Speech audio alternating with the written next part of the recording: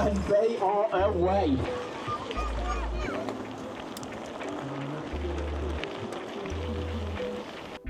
Hi, welcome back to my channel, or welcome to my channel. My name is Mark and I tinker with bikes, and occasionally get to ride them too. And clearly, this bike is going to get ridden. So this is going to be my new vintage race bike. It's a 1992 Cannondale Delta V 1000, and yes, I did lose the footage from just after I picked up the bike, so all you're getting pictures for this bit. For a quick bit of history, in 1991, Cannondale released their first sort of full suspension mountain bike. It wasn't really though.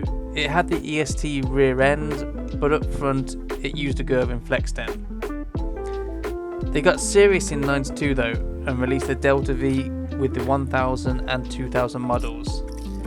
The only difference really being the group sets, with mine, the 1000, coming with the lighter Suntour XE Compe, whereas the top model came with Shimano Dior XT. The Delta V in 92 also introduced the famed Headshok. I'm not too sure if there are different options of Headshok in 92, but mine is an air oil shock, which of course after 30 plus years doesn't actually hold air, but in 92 this bike would have been a beast. My bike was picked up from the original owner, who in the 90s used to race on these bikes. This particular bike was imported from the US as his spares bike because, if my memory serves me right, he said parts were hard to come by. And yes, it definitely has had a lot of parts harvested. The Suntour XE Compe is gone and has been replaced with a Shimano Dior 3x9, which is understandable. The Suntour group is awesome, but the free hub and cassette combos are a nightmare. Suntour used their own proprietary technology on the rear, meaning there were 3 or 4 different combinations for 7 and 8 speed, and you needed to get the right one. Unfortunately, they just couldn't compete with the might of Shimano, so when they stopped producing groups, these specific cassettes disappeared, and it just made sense to switch to a Shimano hub, if not an entire Shimano drivetrain. I'm going to be building a catalogue spec to some degree, though I will be using the Suntour XE Compe group, and I will be crossing my fingers that the cassette isn't too worn, because good luck finding a replacement now. And good luck getting that old cassette off if you ever do find the Suntour parts. Still, this is such an amazing find, and I'm really looking forward to getting the build done. The frame is chipped and scuffed, but it's not cracked. Almost all the original components are gone, but that's what eBay's for. It's just an awesome looking bike, and I can't wait to use it. You can see, yeah, someone's rounded that. I really need to get it off though. Oh, there we go. I managed to bite in. Try and replace that bolt.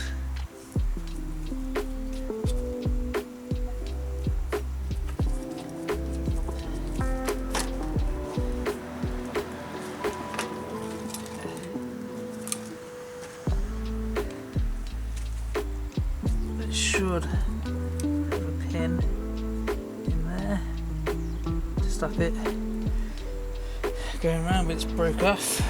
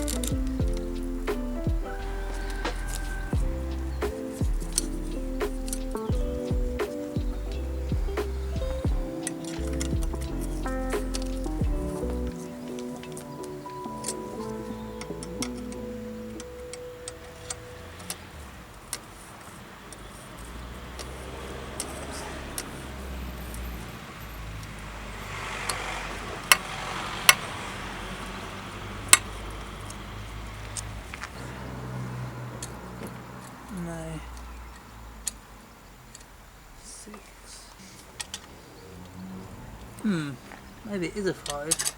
And someone's rounded it. I wonder if it's a Yankee size.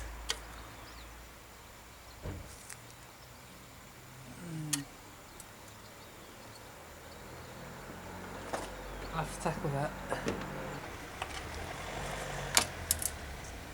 Yeah, I've not seen that before.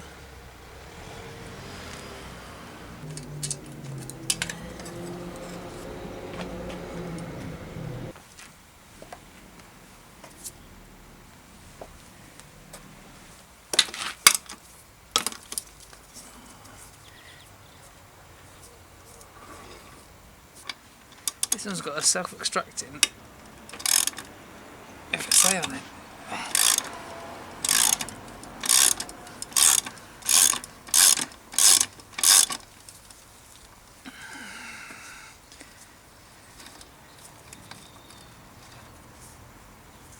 Okay.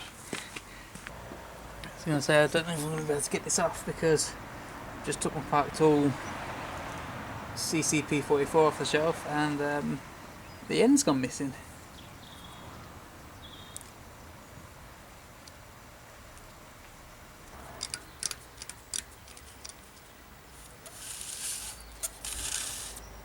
That's the Compe, the original front wheel.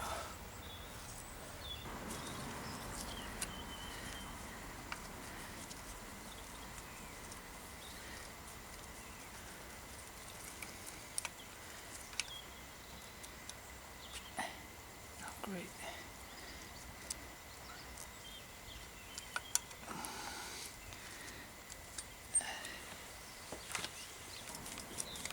Okay.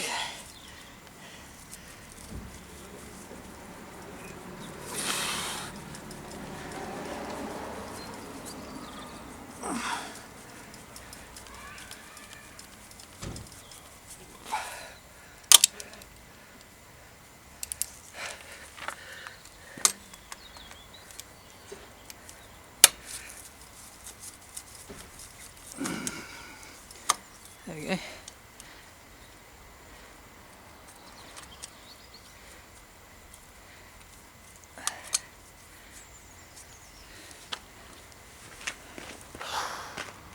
You didn't see any of that, did you? Because the bike moved. Great. Yeah, there was a sleeve over there which was stopping me getting it off.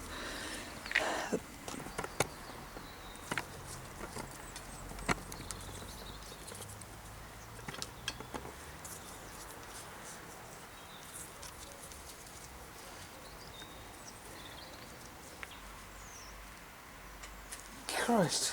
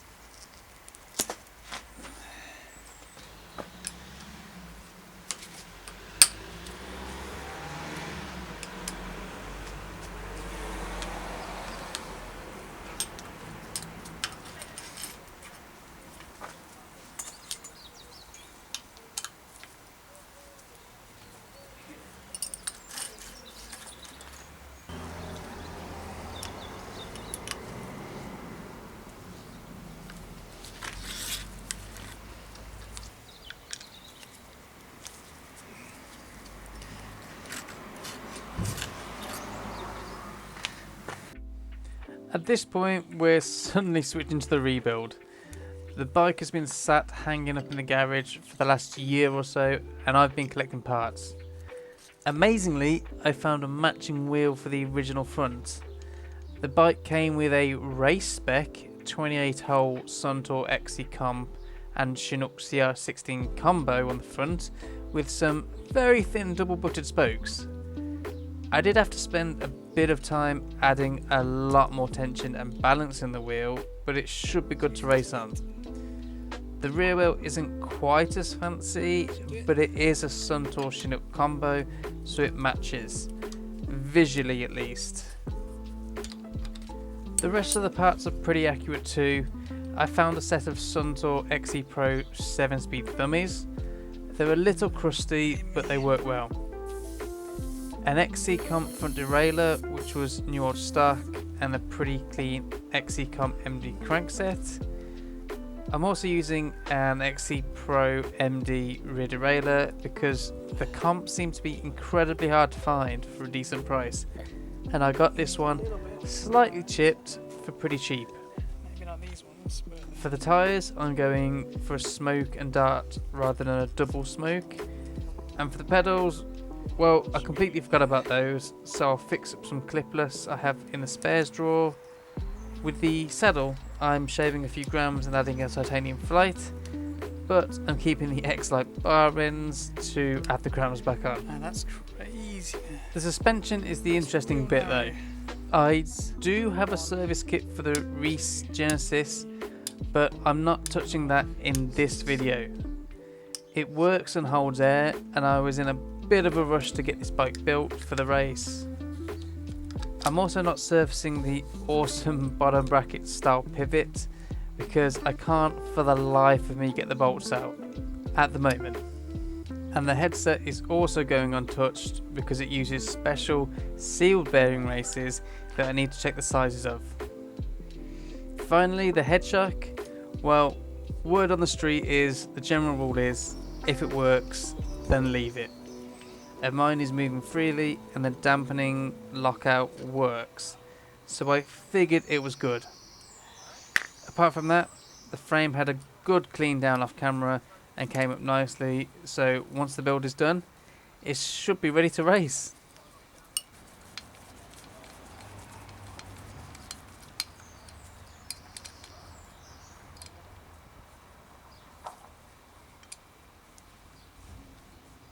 I wonder if this brake's any good. Is that a size bigger than I've got?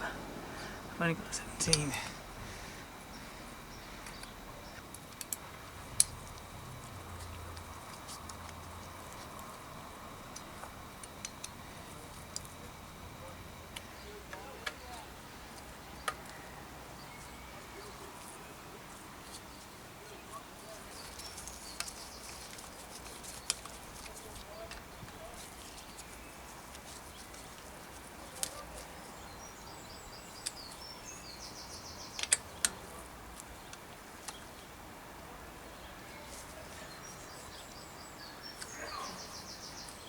That's good.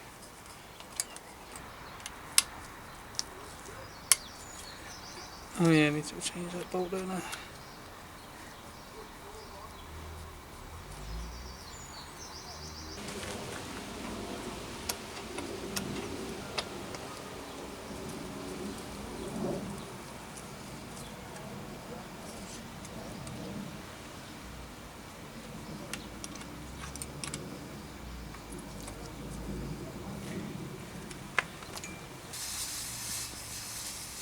So the other side's fine.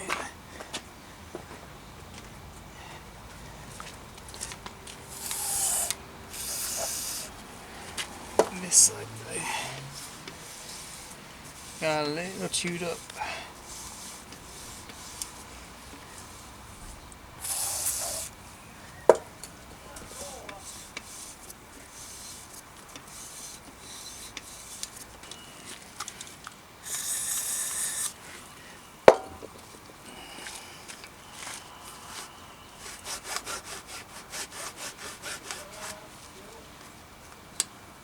Hopefully those studs are okay.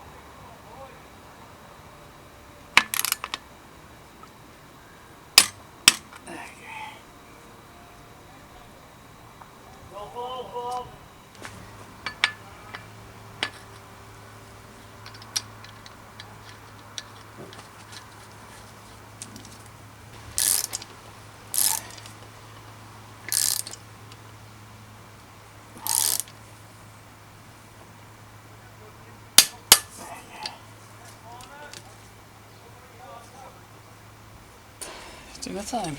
Lunchtime even. I'll get this done. Go for it, what that.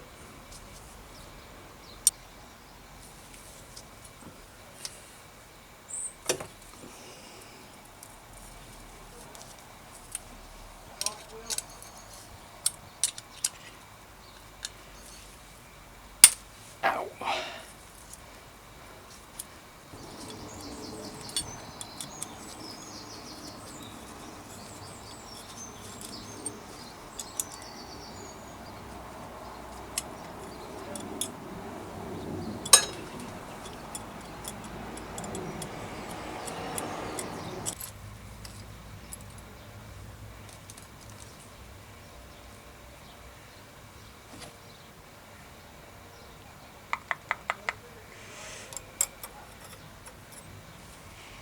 It's a bit thicker, isn't it?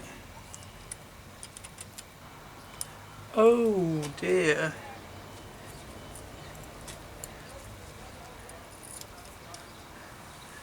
Oh, some washers.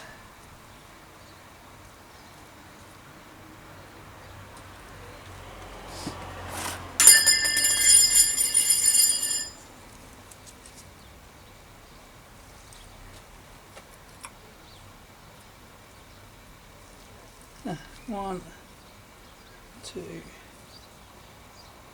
three. Whether this makes a difference or not with this new chain ring, no idea.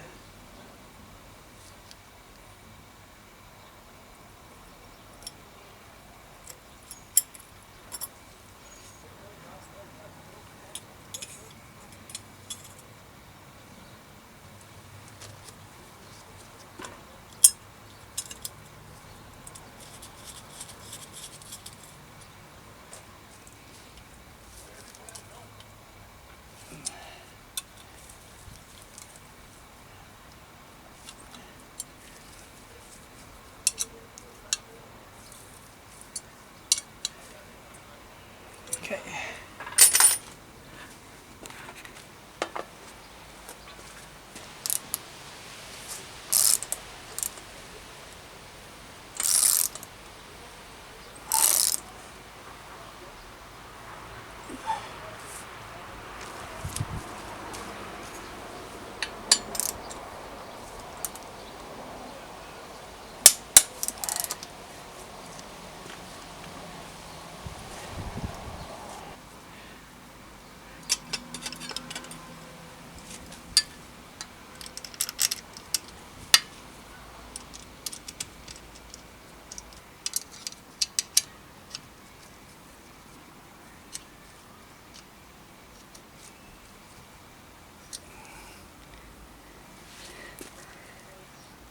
Yeah, I think that's alright.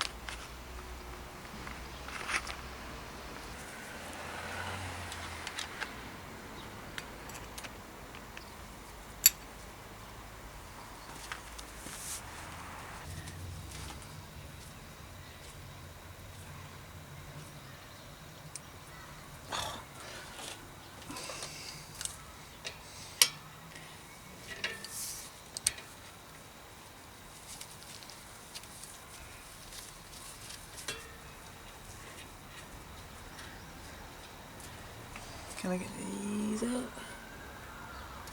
Yep.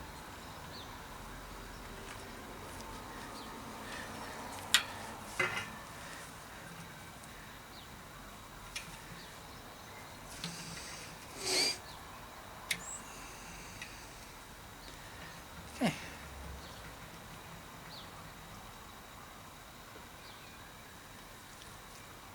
Do some cleaning.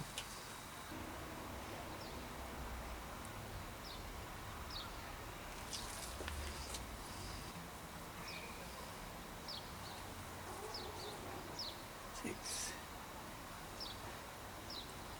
7, 8,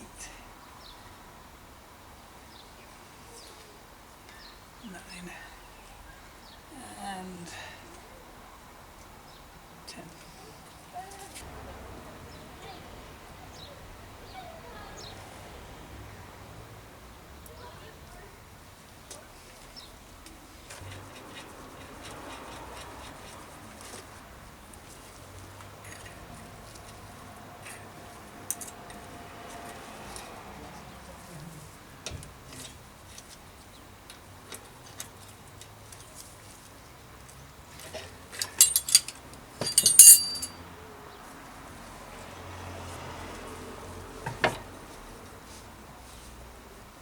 I think I got that first time. Smooth as anything.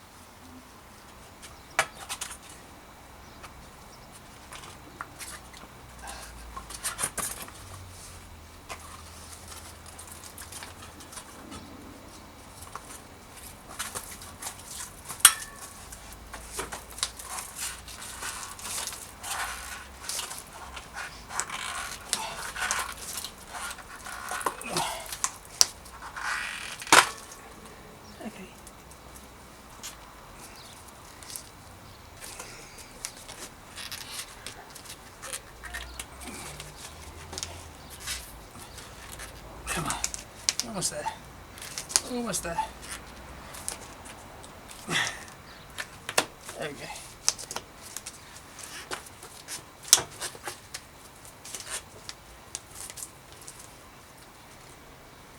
Big, too big would be kind of there. 1, 2.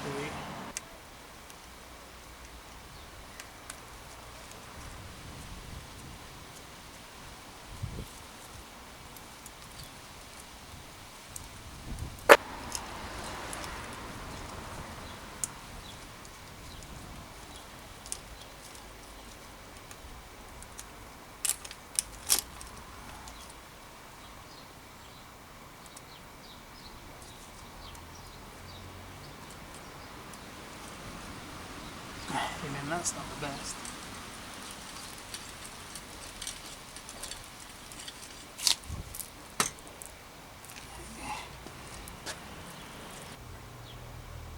$123.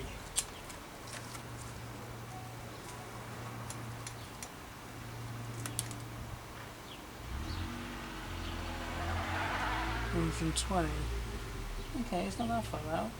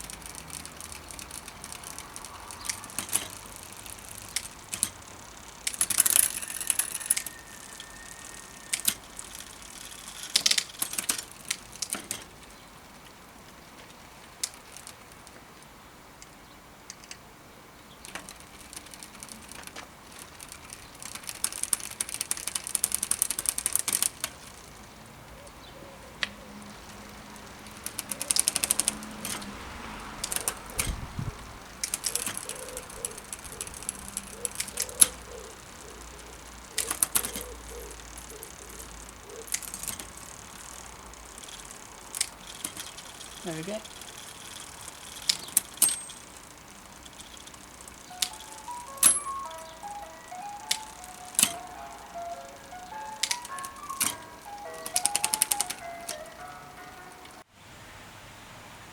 Back on it trying to work out these brakes, and the supervisor's come out to greet me today. Yeah, she's decided to come and sunbathe while I try and sort those brakes out.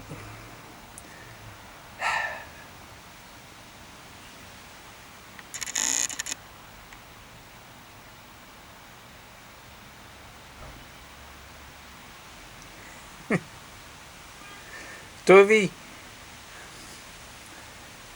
Tovi! Not too interested in cleaning. Okay, so I found the instructions for these on Vintage Cannondale, or for this doohickey here. Now, it says, when it was on mine, when it was done up then, this Cannondale arrow was pointing that way. Apparently it should be pointing directly up. Now I don't know if you have to, if there's a way to load the spring tension on this. I have no idea.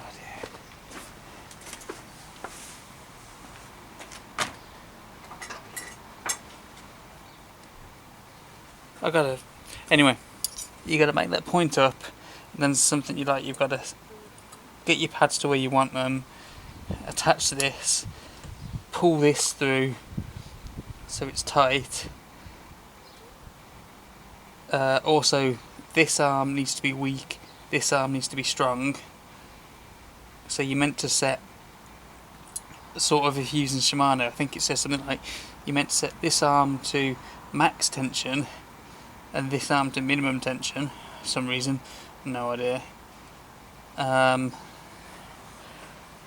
Yeah, it's on Vintage Cannondale. I'm gonna work them out. Okay, so I've worked it out. Do I have the right Allen keys on me? Yes. Yes. So this pivot here needs to be greased. I need to grease that because it should have a smooth action on it, and it doesn't. So I need to take that apart and grease it. But basically, this should have a Cannondale logo on. It doesn't. It's been polished off. So this is set to a 0 point. Then this arm, the left arm, has a greater spring tension than the right arm. You need to make sure that is done, because you set the left arm to a point where it is just sitting off the rim, right? So the left arm will dictate the 0 point, or this will dictate the 0 point of the left arm, which just sits off the rim.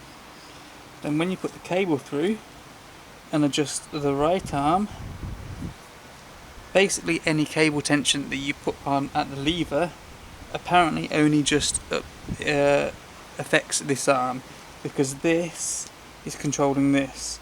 So you need to pull more cable through to bring this arm in, and that's why this arm has a stronger tension, because it's being pulled back. So the brake lever is essentially just pulling on that arm, but also pivoting that in at the same time, but it should just be skirting the rim.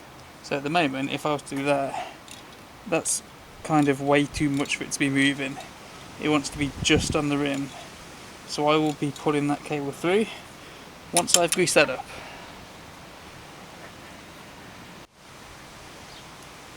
So that's much better with a bit of grease. Just like that. It's kind of hard to judge the angle it's meant to be at without the caliper being on. Oh, I haven't even got a brake cable fitted yet, but I can do this arm at least.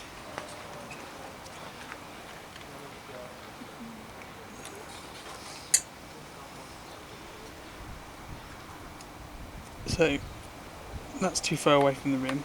Yeah, that's got some good power to it. So what you're meant to do, loosen this off, push it to the rim and then let it back off ever so slightly.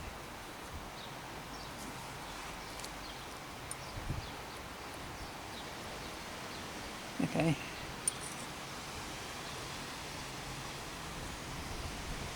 How does that look in terms of arm alignment? Yeah, not bad. So I could probably put it through a little bit more.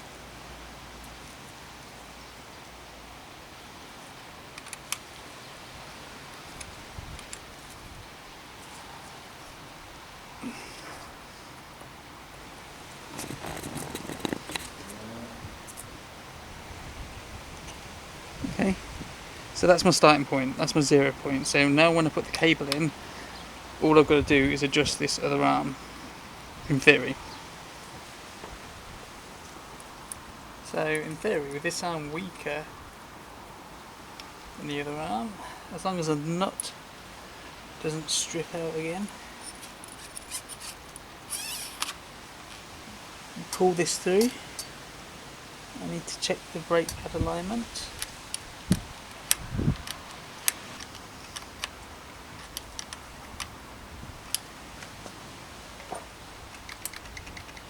That's good, that's good. So that just stripped as well.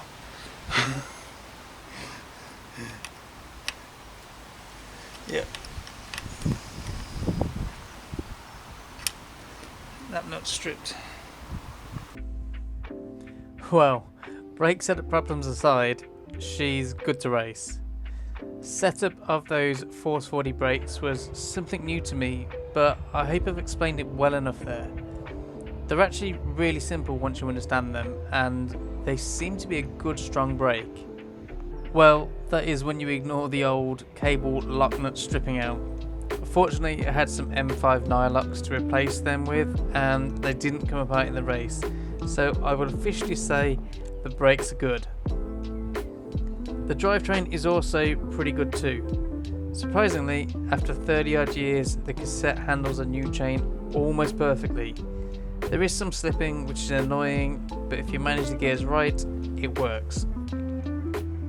It isn't all good news though. Unfortunately, the Headshok is blown. This is the first generation Headshok, and unfortunately, it isn't serviceable. A gentle test ride didn't show any problems, but on the first bit of single track in the race, I could tell the Headshok was no good. I'm going to start researching solutions, maybe using the internals from a newer fork, but I really would like to keep the original fork in there. It's disappointing, but it's still a super cool bike, and it did catch a few people's attention at the race. Speaking of the race, you'll have to wait until next week for that video. Until then, I hope you enjoyed this build, subscribe if you want to see more, and I'll catch you in the next one.